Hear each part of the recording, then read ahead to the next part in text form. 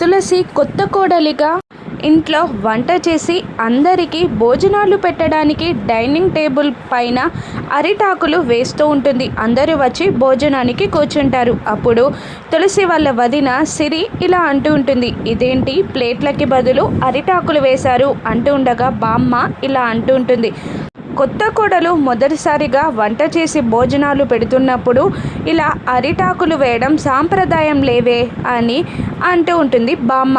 ఇక తులసి అందరికీ వడ్డిస్తూ ఉంటుంది.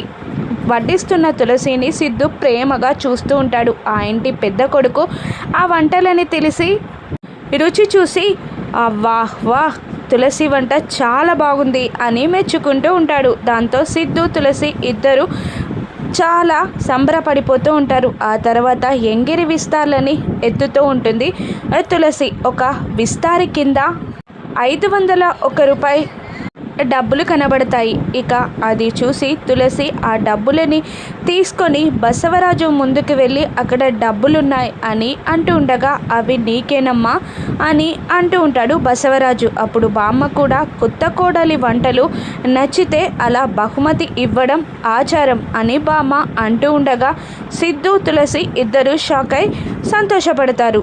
ఇక బసవరాజు భార్య కూతురు కుళ్ళుకుంటూ ఉంటారు. కోడలిగా అంగీకరించినట్టేనా లేదంటే మళ్ళీ ఏదైనా నాటకం ఆడుతున్నారా? రాను ఎపిసోడ్స్లో చూద్దాం. Thank you for watching.